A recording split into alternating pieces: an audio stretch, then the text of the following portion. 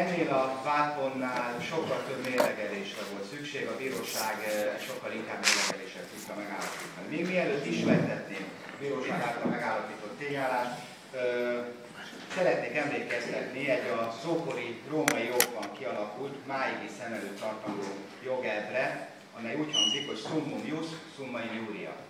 Ez lényegében annyit jelent, hogy a jog szó szerinti szigorú értelmezése, az etőjéhez való ragaszkodás a legnagyobb jogsértésekhez vezet. A bíróság álláspontja szerint jelen esetben erre a jogelvre igen komoly hangsúlyt kellett fektetni. Ugye vélelmezhetően Boros Péter miniszterelnök úr is hasonlót érezhetett akkor, amikor többször is a judicium teljes hiányáról beszélt a vádilati tényállás kapcsán. Mi az a tényállás, amit a bíróság megállapít? Az MBH az alapügyben tett feljelentéséhez többek között mellékelt egy olyan a titkos információgyűjtés során rögzített telefonbeszélgetés, továbbiakban egyes számú rögzített telefonbeszélgetés, amelyet Tóth János folytatott 2008. augusztus 1 napján, 18 óra 20 perckor dr. Csányi Sándorral, az OTP Bank Nyrt. Vezérigazgatójával, valamint egy olyan telefonbeszélgetés, amelyet Tombor András 2008. augusztus 1-én 14 óra 20 perckor folytatott Horváth Józseffel, ez a továbbiakban a 2. számú rögzített beszélgetés lesz. Az 1. számú beszélgetés lényege szerint Tóth János beszámolt dr. Csányi Sándornak arról, hogy idézem Józsi, azaz Horváth József, találkozott Tombor Andrissal, azaz Tombor Andrással, és kapta tőle egy idézően munkát. Tombor András azt szeretné, idézett, ha dolgoznánk az MDF-re, a Dávid Ibolyára, keresnénk rá terhelőket, mert fölött van valami belső hatalmi váltás szándék előkészítve, és a Tombor azt mondta, hogy a Stumfék állnak mögötte, ők pénzelik a váltást. Meg akarják szerezni az MDF-ben az első helyet. Valami alelnök van benne, valami Antal vagy nem Antal. Beszélgető partnerét dr. Csányi Sándor javítja ki, hogy Almási. Tóth János közölte továbbá, hogy Horváth József a jövő héten találkozni fog Almási Kornéllal, mert idézett, ő adja meg konkrétan az információigényt, hogy mit szeretne tőlünk. Tóth János elmondta, hogy majd megpróbálja erről Horváth Józsefet lebeszélni, kivéve, ha dr. Csányi Sándor ezt idézett, valamilyen indoknál fogva nem kéri. Dr. Csányi Sándor válaszol annyit közölt, hogy idézett, majd átgondolja, beszéljenek még kedden délután. Illetőleg úgy fogalmazott, hogy idézett, találkozni mindenképpen.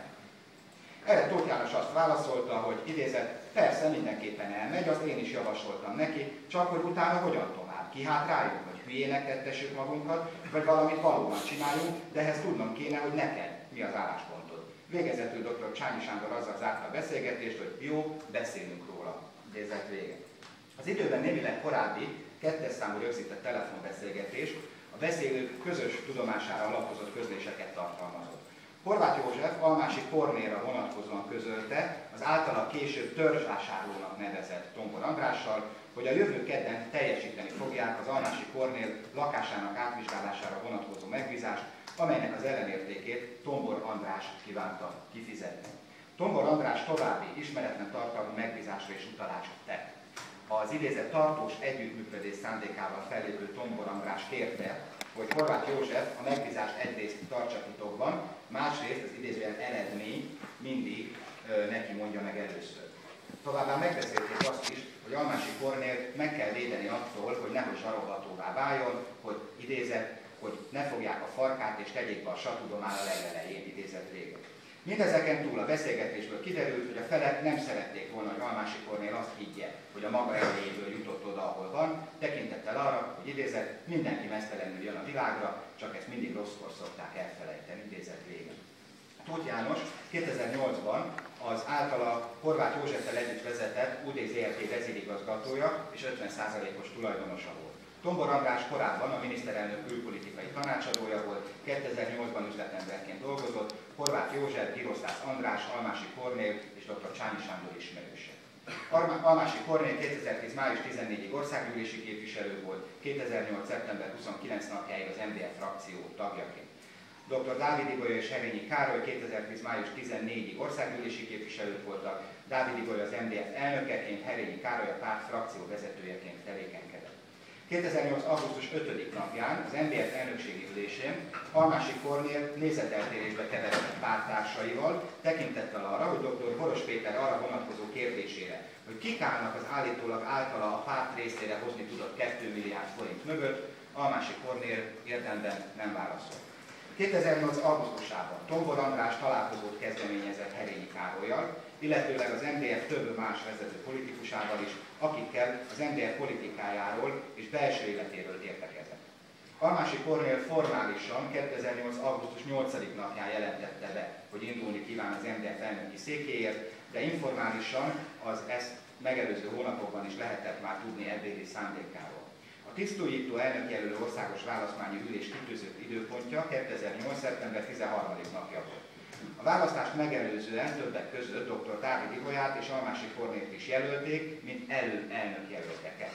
Tombor András és az akkor a Századvég Alapítványnál dolgozó Írószász András 2008 második felében az MDF elnökjelölő választási kampányában Almási Kornélnak tevőleges, különösen kampánystratégiai és kampánykommunikációs segítséget nyújtottak. Annak ténye, hogy segítették Almási Kornél kampányát, sem az MDF vezetői, sem a sajtó nyilvánossága, sem a Századvég Alapítvány elnöke előtt nem volt ismert.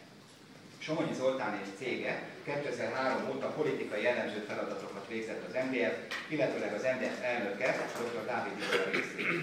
Somogyi Zoltán ilyen feladatokkal kapcsolatos konzultáció folytatása céljából 2008. szeptember 11-én délután 4 és 6 óra között időpontban személyesen felkereste a lakásán dr. Dávid Ibolyát. Dávid Ibolya ekkor kérte Somogyi Zoltánt arra, segítsen lejátszani egy CD lemezt, amelyet ismeretlen személyek, ismeretlen körülmények között a postaládájába dobtak, és amely aznap került a birtokába. Somogyi Zoltán a CD-t a laptopjába helyezte, és megállapította, hogy a hangkordozón 2 hangfájl szerepel. Somogyi Zoltán megnyitotta a 2-es számú rögzített telefonbeszélgetést tartalmazó MP3 formátumú hangfájlt, és lejátszott a Dávid Ibolyának, amelynek eredményeként megállapították, hogy a felvétel értelmezhetetlen, annak tartalmát akkor nem értették, a beszélők személye akkor nem volt azonosítható számukra, csak később. Somogyi Zoltán ezt követően megnyitotta, és egymás után 2-3 alkalommal lejátszott az 1-es számú rögzített telefonbeszélgetés hanganyagát. Dávid Ibolya felismerte, hogy Csányi Sándor beszél a hangfelvételen. A másik beszélő személyét szintén csak később tudták azonosítani. Ezt követően Somogyi Zoltán távozott, majd körülbelül másfél óra múlva este fél 7 óra körül az irodájában ismét személyesen találkozott Dávid Ibolyával. Dávid Ibolya álláspontja ekkor az volt, hogy az ügy olyan súlyú, hogy azt személynevek közlése nélkül nyilvánosság elé kell tárni, egyben hivatalos vizsgálat lefolytatása céljából a hatósághoz fordul. Ennek érdekében arra kérte Somogyi Zoltán, hogy az 1-es számú rögzített telefonbeszélgetésről a laptopján készítsen 2 darab CD-re írt másolatot a feljelentés céljára, illetve további 1 darabot azért, hogy a Csányi Sándornak bemutathassa. Dávid Ibolya kérésére Somogyi Zoltán az 1-es számú telefonbeszélgetésről a laptopján 5-6 példányban olyan szó szerinti leíratot is készített, amelyekben a személyneveknek csak a kezdőbetűi szerepeltettek. Ezt követően újra Dávid Ibolya lakására mentek, ahol az esti órákban a beszélgetést Herényi Károly jelenlétében 3-asban folytatták. Herényi Károly éppen egy Tombor Andrással folytatott megbeszélésről jött, ahol Tombor András átadott részére egy kézzel írt iratot, amely a tisztújítás utáni MDF új szerkezeti felépítését és tervezett személy összetételét tartalmazta. Az iraton a pártpénztárnok, a énektanácsa, valamint az elnöki kabinet összetételekor az idézőjel mi delegáljuk vétójog, idézett vége kifejezés szerepel, Almási Kornél általános elnök helyettesként került megnevezésre.